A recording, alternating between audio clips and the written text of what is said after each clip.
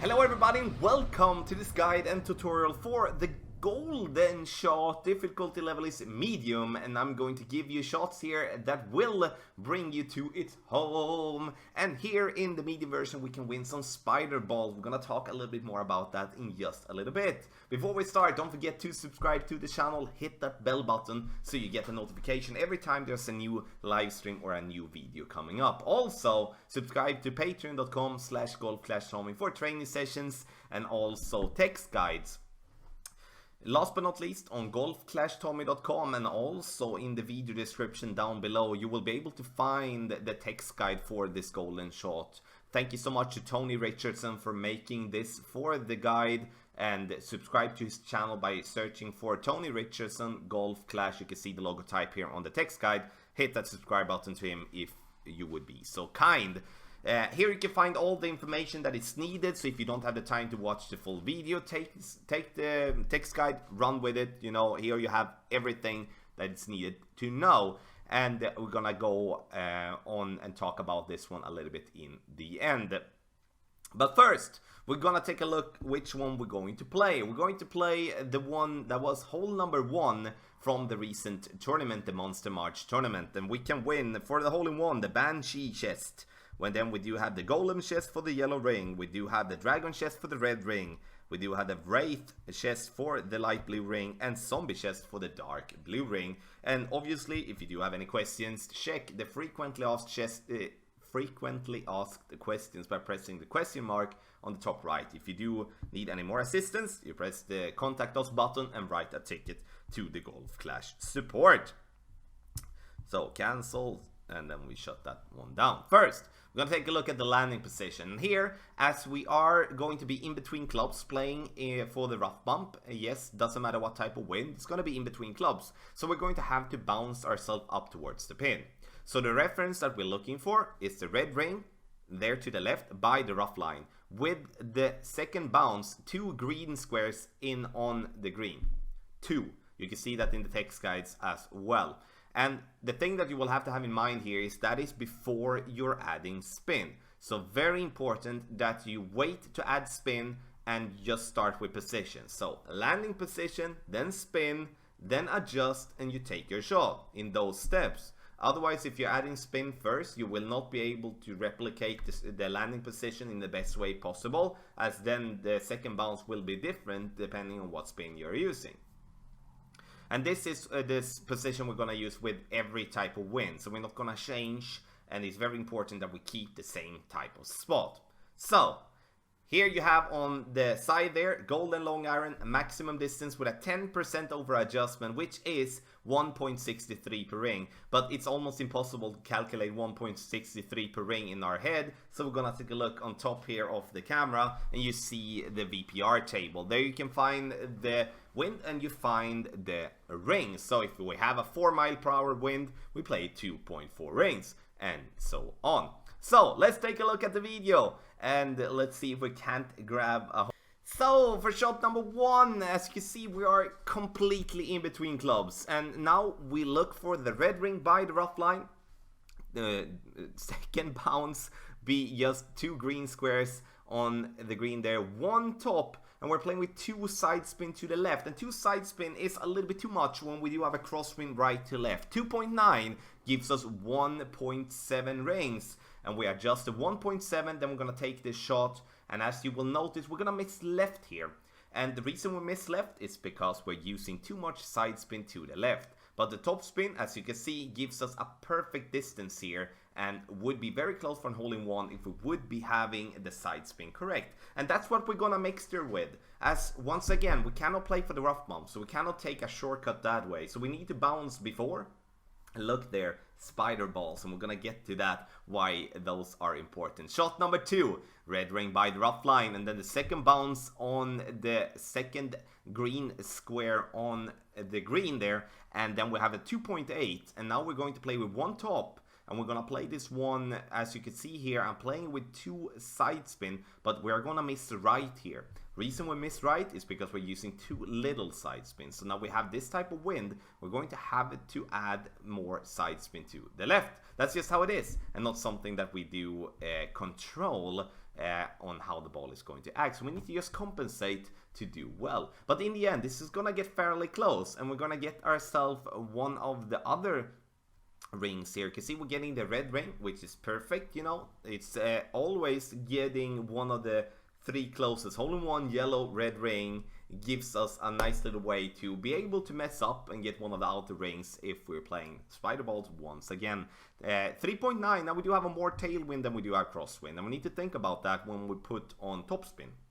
Red ring by the rough line, and then we're going to go with, as you can see, 2 bars side spin to the left. Now 2 bars is actually perfect. And now I'm using only half a bar of topspin here, which you're gonna notice a little bit too little. We do need to go not with a full topspin bar, but with a little bit less to not come in hot.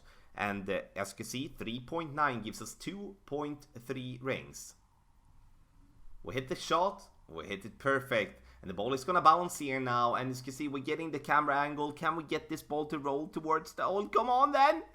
So close. We're getting the yellow ring though, which is nice, and we're gonna see what we can get in that chest. The golem chest, and we are obviously looking for the spider ball with a wind resistance 4, side spin 2, and then power 1. 3.2, we do have a headwind, and now we're going to, instead of playing with 1 topspin as we normally have done, we play with a little bit more. So we go with 2 bars top, a little bit more top spin, like 1.2 top spin, not 1.5 because that's gonna be too much. So 1.2 top spin, 2 bars left spin here, and see if we can't get this one close. 3.2, it gives us 1.9 rings. Getting the ball down there, we're gonna hit perfect, and the ball is gonna fly away.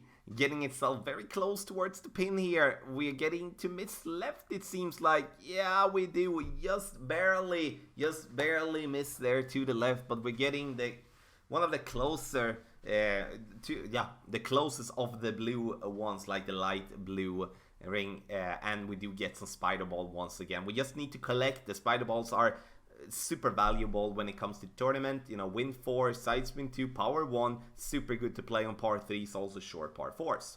And now we do have a crosswind. Now remember, 1.5 bar side spin left, as we play with 2 bars left spin the first shot here in this video, and we missed left, so we need to compensate 1.5 to the left. And now we do have a 2.8, gives us 1.7 rings to adjust for. And now this one feels that we're gonna get this one close. As we do compensate from missing left, we take away side spin and give ourselves a better chance. So the ball bounces here, it's coming in, get in, come on then, ah! So close, so close, so close. But good that we did compensate for that though, and we get the zombie chest here now. And now it's time, ladies and gentlemen, to bring home some hole-in-ones. Like, we have been playing well, but we haven't been getting a hole-in-one yet. But I think we're gonna get some.